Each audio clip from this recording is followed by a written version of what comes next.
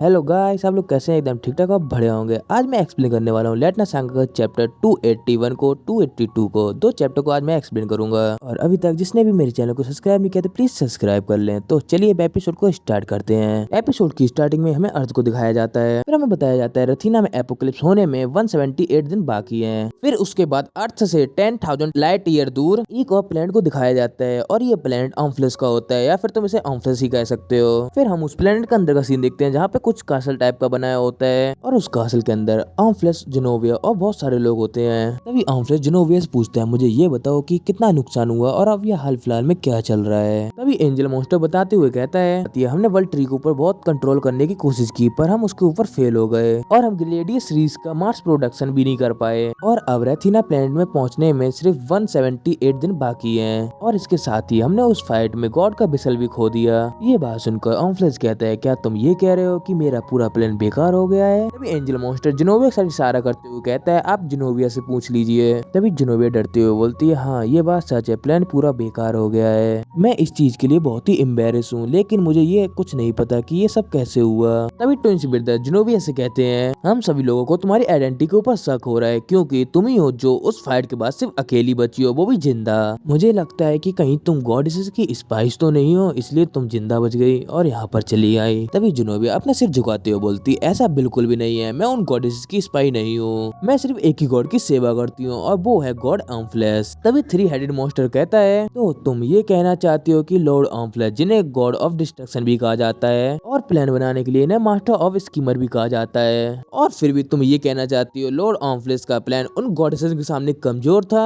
तभी जिनोविया कहती है कि मैं ऐसा नहीं कह रही कि लॉर्ड ऑम्फ्लेस का प्लान उन गॉडेसेस के सामने कमजोर है, और वैसे भी ये होना मुमकिन ही नहीं है। वैसे मैं आप लोगों को बता दूं, इस चैप्टर के अंदर ज्यादा कुछ नहीं है, इसमें से पुरानी बातें हैं, पर मैं फिर भी इसको एक्सप्लेन कर देता हूँ। तभी ऑम्फ्लेस का फेस जिनोविया के सामने आ जाता है और ऑम्फ्लेस कहता है, तुम अपना सिर ऊपर उठाओ और डरो मत। पर हम जिनोविया को देख ही सकते हैं जो बहुत ही ज्यादा डर रही होती है, एकदम कप रही होती है। ऑम्फ्लेस फिर से कहता है, जिनोविया मेरी बेटी अपना सिर ऊपर उठाओ। ये बात सुनकर जिनोविया अपना सिर ऊपर उठा लेते हैं। उसका हम देखते हैं ऑम्फ्लेस को, जिसने अपना रूप एकदम चेंज कर लिया होता है, एकदम इंसानों जैसा कर लिया होता है और जिनोविया की थोड़ी पकड़ के अपने साइड ऊपर करता है। तभी जिनोविया लॉर्ड ऑम्फ्लेस को इस रूप में देखकर रोते हुए कहती है, लॉर्ड ऑम्फ्लेस, मैं आज गॉड का असली रूप देख रही हूँ, मैं कितनी लकी हूँ। तभी वो दोनों ट्विंस मॉन्स्टर झुककर रिस्पेक्ट देते हुए कहते हैं, मैंने भी आज गॉड का असली रूप देख लिया।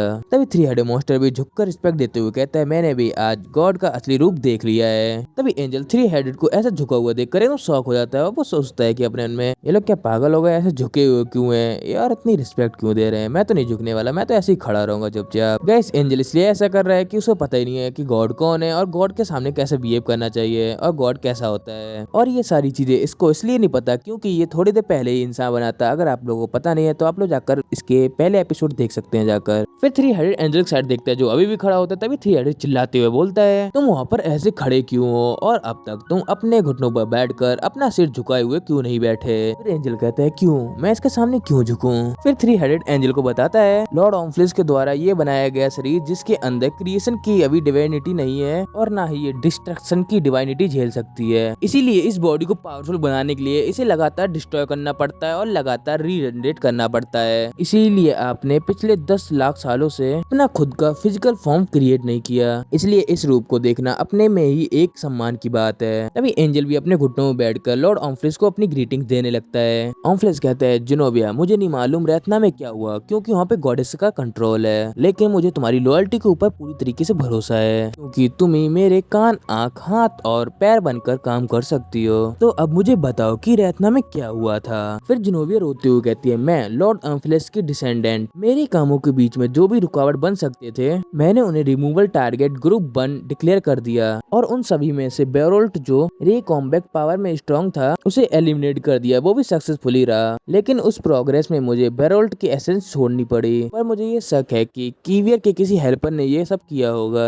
गैस ये बात करी है र्यू हानबिन की, जिसने बेरोल्ट की ईएक्सपी ले ली थी जिससे उसका लेवल अप हो गया था, इसीलिए मैंने उस हेल्पर को नेक्स्ट टारगेट बना लिया, वो भी रिमूव करने के लिए, और इन लोगों को फंसाने के लिए मैंने एक ऐसी अफवाह फैला दी जिसकी वजह से इन लोगों को अपर डेक्कनियम जाना ही पड़ा। फिर मैंने मरे हुए बेरोल्ट का यूज कर मैंने प्राइमरीली रिमूवल टारगेट हुलियान की सोल को स्प्लिट करने में मैंने सक्सेस पा ली, और साथ ही ड्रैगन क्वीन जो फर्स्ट ग्रुप का टारगेट बनी थी, एक दपाई का यूज कर मैंने उसे भी अपर डेकोनियम में फंसा लिया। उन सभी लोगों को अपर डेकोनियम में फंसाने वाला मिशन एकदम सक्सेसफुली रहा था। मैंने काफी हाई लेवल हंटर्स और प्राइमरी मेरी रिमूवल टारगेट को सेल कर दिया। ये सब हो जाने के बाद 5 साल एकदम स्मूथली निकल गए और मैंने नीफ किंगडम के किंग को रिश्वत दी और मिलिट्री फोर्स दी और उसके साथ ही बल ट्री में गिरने वाले पानी में एक मैजिकल स्टोन डाल दिया। इस नतीजे में बल ट्री की नेगेटिव एनर्जी बहुत तेज हो गई और इस वजह से बल ट्री धीमे धीमे करके सूखने लगा और बल ट्री की नेगेटिव एनर्जी की इशू की वजह से फेरी लाइन टूट गया। फिर मैंने अलग अलग जगहों पे जाकर दंगे करवा दिए और हुलियन इस दंगे की वजह से फेरी किंगडम की रिप्रेजेंटेटिव और नीफ किंगडम की क्वीन बन गई और हुलियन ने बल ट्री की ऐसी हालत को देखकर उसको बचाने के लिए खुद को सील कर दिया। उसके बाद मैंने गिरान के थ्रोन्स के ऊपर ऐसे सब्सटेंस मिला दिए जिसकी वजह से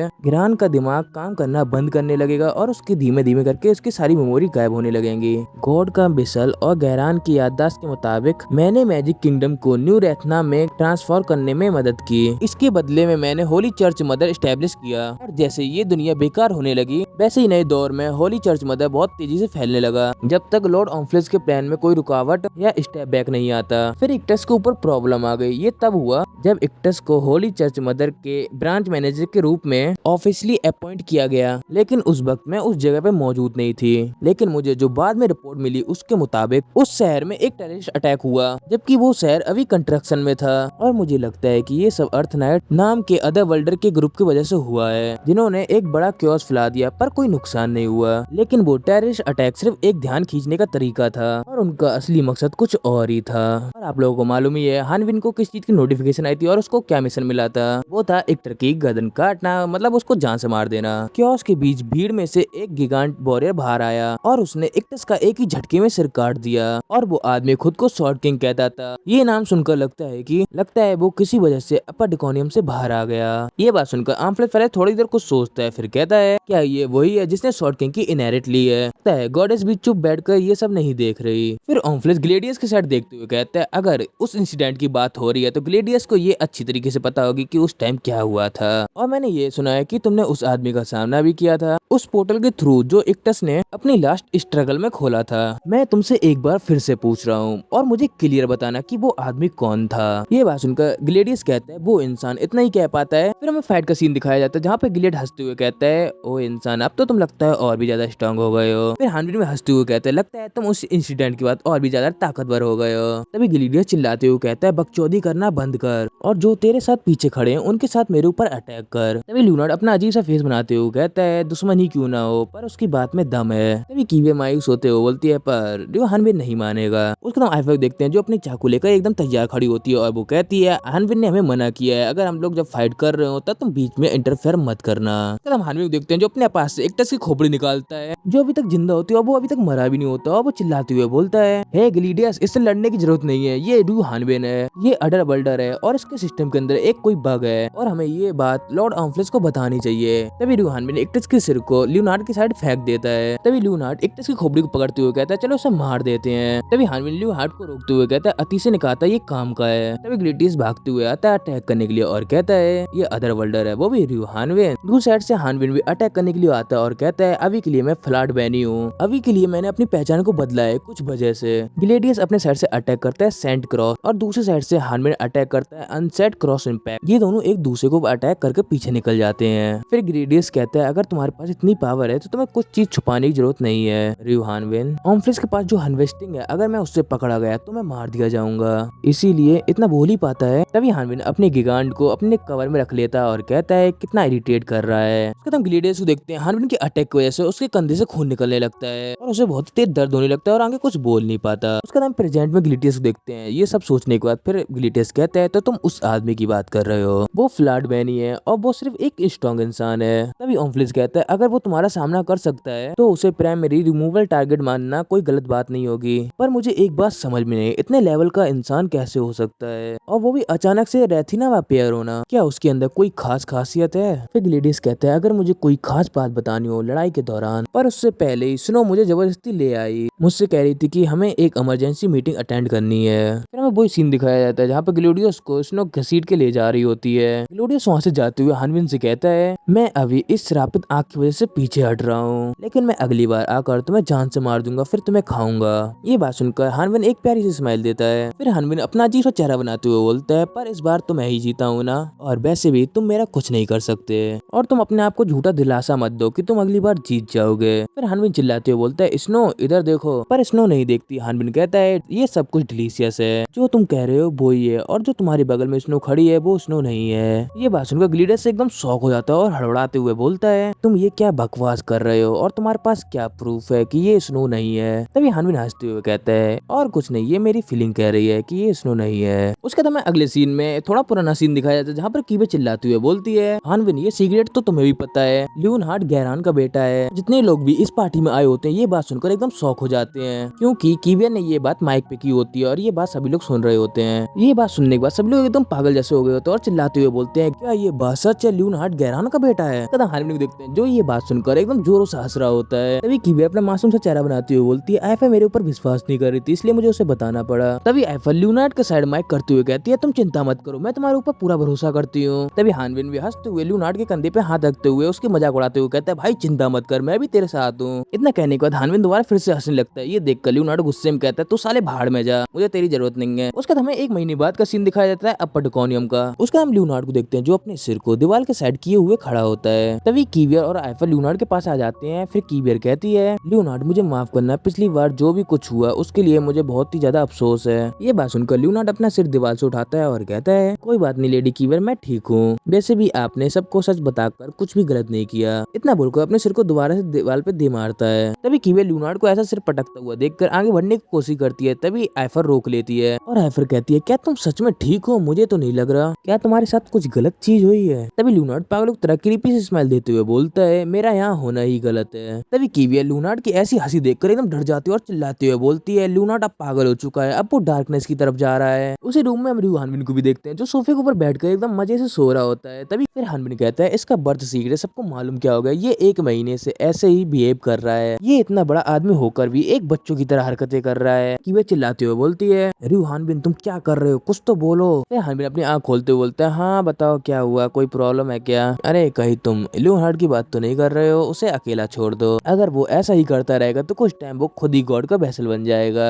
इतना बोलकर जोरों से हंसने लगता है रियो हानबिन। ये बात सुनकर लियोनहार्ड एकदम गुस्सा हो जाता है, अपना सिर पीछे करता है और कहता है अपनी बात वापस लो, जो भी तुमने कुछ अभी कहा। बात सुनकर हानबिन लियोनहार्ड के साइड देखता है और एक स्माइल देता है और कहता है अरे तेरा बाप तो गहरान है ना। हानबिन इतना बोलकर लियोनहार्ड के जले जख्म पे उसके ऊपर नमक छिड़क देता है। ये बात सुनकर गुस्से में लियोनहार्ड हानबिन के ऊपर अटैक कर देता है और चिल्लाते हुए कहता है साले आज मैं तेरी इधरी कवर खोदूंगा और तुझे उसी के अंदर दफना दूंगा। हानबिन लियोनहार्ड से दूर भागते हुए कहता है अरे यार मैं तो पहले ही एक बार मर चुका हूँ और तू मुझे फिर से मारना चाहता है। फिर कीवियर इन दोनों को ऐसा लड़ता हुआ देखकर चिल्लाते हुए बोलती है तुम दोनों कर क्या रहे हो, ऐसा लड़ना बंद करो और चुपचाप बैठ जाओ। और इन दोनों ने कीवियर की बात नहीं सुनी होती है और आपस में लड़ रहे होते हैं और एक दूसरे के बाल खींच रहे होते हैं और आपस में कह रहे होते हैं कि तुम मेरे बाल छोड़ो और तुम मेरे बाल छोड़ो। तभी उन लोगों के सामने एक येलो कलर की रोशनी आ जाती है। उस रोशनी के अंदर से एक लड़की की आवाज सुनाई देती है जो कहती है जिन लोग ने भी हमारी उस लड़ाई में मदद की है हम लोग उन्हें लेटना के सामने नए हीरो के रूप में इंट्रोड्यूस करेंगे। फिर हमें पता चलता है और कोई नहीं है अल्टिया है। तभी हारमोनी कहते हैं अरे अल्टिया तुम यहाँ पे कब आई। फिर हमें अल्टिया के पीछे एक पोर्टल दिखाया जाता है जिसकी वजह से अल्टिया यहाँ पे इतनी जल्दी आ गई। उसके बाद हम थोड़ी देर बाद का सीन देखते हैं, ये सभी लोग बैठ गए होते हैं आपस में बातें करने लगते हैं। तभी हानबिन कहता है तुम्हें इतनी देर क्यों लगी यहाँ पे आने में। तभी लियोनहार्ड कहता है इडियट यहाँ पे टाइम थोड़ा स्लो चलता है। इस वजह से इन दोनों की फिर से फाइट चालू हो जाती है और कीवियर के पीछे फाइट कर रहे होते हैं आपस में। तभी कीवियर कहती है तो बताओ बाहर के क्या हाल चाल है और बाहर क्या चल रहा है, और वैसे भी हम इतने टाइम से अपर ड्रकोनियम में तो हमें पता नहीं बाहर क्या चल रहा है, तो तुम बताओ। फिर अल्टिया एक लंबी सांस लेती है और कहती है मैं तुम्हें शॉर्ट में बताती हूँ, बाहर साइड हर जगह क्योस ही क्योस है, हर जगह तबाही मची है। अच्छी बात यह है कि बल्ट ट्री की फेरी रेस फिर से स्टेब्लिश हो रही है। ये इसीलिए हो पाया क्योंकि हर रेस के किंग अभी तक जिंदा है और इसके साथ ही बल्ट ट्री की रिकवरी एकदम स्मूथली चल रही है। लेकिन प्रॉब्लम ये है कि अभी भी ह्यूमन के बीच क्योस है जो लेटना की ज्यादा पॉपुलेशन को बनाते हैं। गहरान ने उनके ज्यादातर ह्यूमन लीडर को खत्म कर दिया। वैसे देखा जाए तो वो अभी ह्यूमंस का किंग है, लेकिन उसी गहरान ने खुद को ऑफिशियली सस्पेंड कर लिया और उसके ऊपर इस चीज का चार्ज है डिवाइनिटी को चुराना और बहुत सारे मर्डर करना।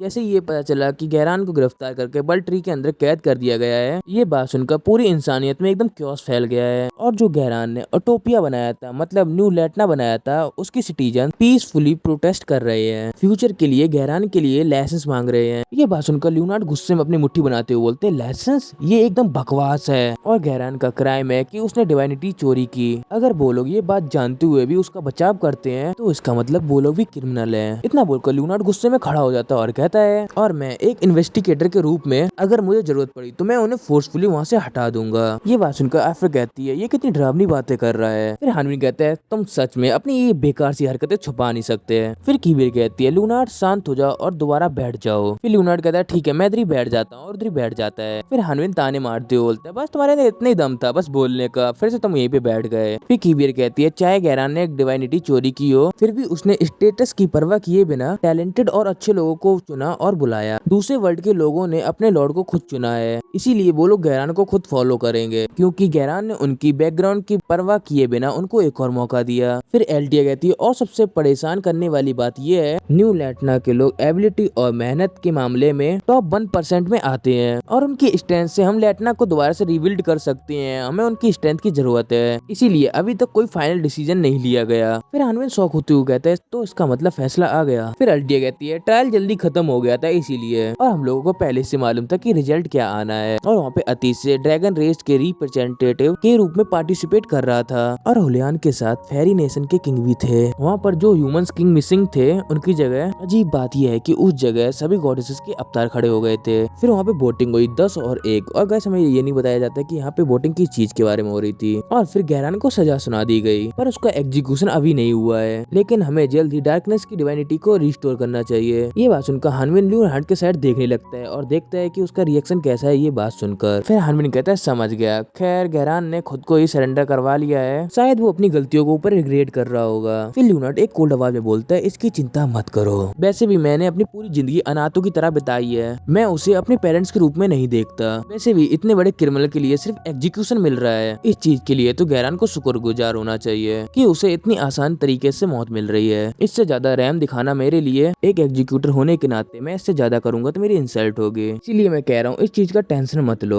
फिर हानविन हंसते हुए कहता है, तुम सही कह रहे हो, मुझे टेंशन नहीं लेनी चाहिए। तभी आइफर कहती है, लेकिन अतीशे का क्या, ट्रायल तो खत्म हो गया, फिर भी वो तुम्हारे साथ यहाँ पे क्यों नहीं आया। फिर अल्टिया कहती है, तुम अतीशे की बात कर रही हो, उसने कहा था कि उसे गैरान से अलग से उसे कुछ बात करनी है, इसीलिए वो मेरे साथ नहीं आया, उसे आने में थोड़ा लेट होगा। फिर आइफर अजीब से आवाज निकालते हुए कहती है, अगर मुझे पता होता तो मैं अतीशे के साथ ही चली जाती। ये बात सुनकर अल्टिया पहले कुछ नहीं कहती, फिर कहती है, जब ये बात निकली चुकी है तो मेरे पास अतीशे के बारे में एक इम्पोर्टेंट बात है। ये बात सुनकर वो चार लोग एकदम शॉक हो जाते हैं और सोचते हैं कि ऐसी कौन सी बात है जो अतीशे के बारे में इसको पता है। उसका तो हमें अगले सीन में ऑम्फ्लेक्स का प्लेनेट दिखाया जाता है जो लैटना की तरफ आ रहा होता है बड़ी स्पीड से। तभी ऑम्फ्लेक्स सामने गॉड की डिवाइन बॉडी आ जाती है और ऑम्फ्लेक्स से कहती है, गैरान से इस लैटना को डिस्ट्रॉय करना चाहते थे पर ऐसा नहीं होगा क्योंकि पहले ही गैरान से बात कर चुकी हूँ, और जो तुमने डार्कनेस की डिवाइनिटी चुराई है उसको लैटना को वापस करो और यहाँ से वापस चले जाओ। ये बात सुनकर ऑम्फ्लेक्स कहता है, चुराई हुई, ये कुछ ज्यादा हार्श नहीं हो रहा। इतना बोलकर गॉडेस के साइड बढ़ते हुए कहता है, मैं सिर्फ डार्कनेस की डिवाइनिटी को प्रोटेक्ट कर रहा हूँ और बस जिनोबिया को थोड़ी देर के लिए अपने पास रख रहा हूँ, और वैसे भी डार्कनेस की गॉडेस कीवरियल जब अब्सेंट है तो इसका मतलब तुम गॉडेसेस ने अभी तक गैरान को मारने का कोई तरीका नहीं ढूंढा। तो ठीक है, मैं तुम्हारी इसमें एक हेल्प कर देता हूँ। देखो एक रूल है, क्रिएशन के गॉड अपने ही क्रिएशन को डिवाइनिटी के साथ डायरेक्टली मार नहीं सकते, और क्योंकि कीवरियल यहाँ पे नहीं है इसीलिए मैं डार्कनेस की डिवाइनिटी को प्रोटेक्ट कर रहा हूँ। इतना बोलकर अपने लिए एक थ्रोन बना लेता है और उसके ऊपर बैठ जाता है। तभी एक येलो कलर की गॉडेस बोलती है, तुमने तो क्रिएशन की डिवाइनिटी के ऊपर अटैक किया है, तुम गॉड ऑफ डिस्कशन होते हुए भी कानून तोड़ रहे हो। ये बात सुनकर ऑम्फ्लेक्स हंसते हुए बोलते हैं, तो तुम अब डिवाइन लॉ की बात कर रही हो। गॉडेस कहती है, हाँ बिल्कुल, जो रूल तोड़ता है वो गॉड बनने के लायक नहीं होता। फिर ऑम्फ्लेक्स अपने थ्रोन से उठते हुए बोलता है, उस लॉजिक से देखा जाए तो तुम भी मुझसे अलग नहीं हो, और वैसे भी लैटना में एक ऐसा इंसान जरूर होना चाहिए जो टाइम में पीछे जा सकता हो। और गाइस हमारे इसी के साथ 2 एपिसोड होते हैं खत्म। और गाइस आपको अगर वीडियो पसंद आई हो तो प्लीज लाइक और सब्सक्राइब, प्यारा सा कमेंट जरूर कर देना।